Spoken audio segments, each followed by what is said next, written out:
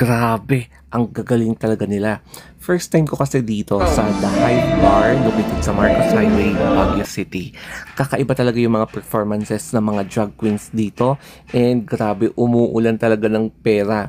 And ang babait ng mga queens natin kasi na-meet ko sila backstage and I will surely return to this place. Dito pa lang sa entrance, mararamdaman mo talaga yung excitement kasi alam na alam mong magiging masaya ka kapag papasok ka na dito sa The Hives Baguio. Kaya, highly recommended and itry nga natin. Kita nyo nga naman, napaka-accommodating and friendly yung nasa reception area. So, ganito bubungad sa harapan mo, etong The Vibe Bar. So, it is a drag bar. Makikita nyo, ayan, Drag Dagulan Friday. So, nakaprepare na kami and waiting for the show na magi-start. Minutes from this video was taken. So, 7 minutes and 14 seconds remaining. So, ayan, naka-full house na and ready na for the show. Ito talaga yung legit na drag event na pinuntahan ko at pinanood ko. And makikita mo na legit, mafe-feel mo talaga yung creativeness tsaka yung good vibes dito sa show na to. And hindi ka magsisisi na pumunta ka dito. Na-amaze talaga ako sa film na to kasi iba yung dating niya. Nakaramdam ako ng amazingness. Tapos biglang may magpapakita ng queen sa other side of the stage or the other side of the bar. Tapos meron ding mga queens na ala Nicki Minaj. O diba? Very Nicki ang eksena. Meron ding queens na kunwari daw conservative daw ang eksena. Pero may tinatagong talent. O yan. Meron din silang i-offer na acrobatic queen. Sa una pa lang, mabibigani ka talaga sa acrobatic skills niya. So, pa-split siya. Tapos, ayan, may pa-effect na ganyan. And eto pa. And kumami pa.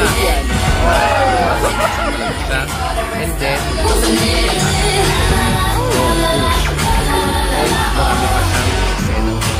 kung idol mo naman si Rihanna, siguradong magugustuhan mo ang queen na ito kasi superb din yung eksena niya, especially under the umbrella yung eksena niya dito. Kasi ginawa niyang batya ang isang umbrella. Imbis na payong, ayan, siya mismo ang pumatong sa payong. After ng cycle 1, magkakaroon sila ng parang intermission number, correct me if I'm wrong. Kumbaga lalabas silang lahat, then magkakaroon sila ng special production event or special production number. So lahat sila makikita nyo, yung mga nag-perform kanina na isa-isa, ayan sila. So pwede dyan, pwede sa stage, tapos pwede sa taas ng stage, o di ba?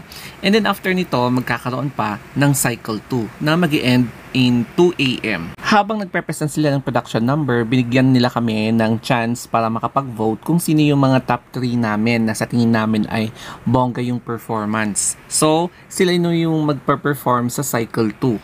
Pero, may bagong face. Hindi ko maalala kung sino siya kanina. Tipsy na talaga ako, hay nako. And then, eto si Wasawas Queen. Nag-perform ng Nicki Minaj. Hindi ko maalala kung siya rin yun eh. Tapos, ang finale. So, eto si The Fire Woman. Yan, si The Fire Woman. Hindi ko muna i-focus kung paano niya pinerform yung fire na eksena kasi baka matag yung video. Kaya, o diba, bongga ang performance niya. At medyo nalito na naman ako kasi another performance, yun pala, cycle 2 pa pala to. Nalito na talaga ako kasi medyo tipsy na ako habang binibideo ko to. Pero syempre naman no, sobrang nag-enjoy ako kasi, 'di ba? Nakakatuwa, very creative and first time ko talagang manood ng ganitong klaseng show. And I believe eto na nga yung parang awarding kung sino yung Queen of the Night. So, tinanghal siya bilang Queen of the Night. Hindi ko na talaga sure kasi tipsy na talaga ako na. Pero anyway, ganito talaga ako nag-enjoy and ayun, pinakilala yung mga queens natin, yung mga performers and nagbigay sila ng final show bago magtapos yung event and 2 AM na ng madaling araw to. So, it signals na mag-e-end na ang show at matatapos na ang gabi. O, di ba? Dito ko nga rin na-discover na nag-work pala dito yung isang kabatchmate ko nung high school. And ganito na yung eksena after closing na ng bar at 2 AM after ng eksena. After ng gimmick, syempre, it is about time na maghanap kami ng sabaw.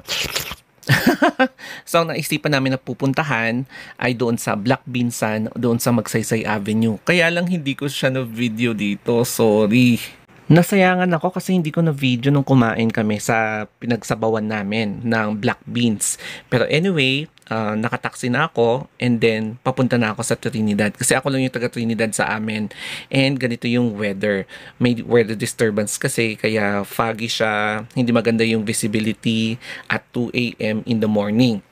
And kapag marunong kang mag-Harvat, dito ang perfect place kasi ganito. Ayan, madilim siya. Kaya kung alam niyo yung meaning ng Harvat, perfect na perfect ang lugar na to. Ayan, o di ba? Kaya ito yung pinaka-tip ko sa inyo sa mga gustong mag-Harvat. Pero hindi ako nag-Harvat dito, diretso akong umuwi. And syempre, it's about time to rest. Kaya, bye-bye!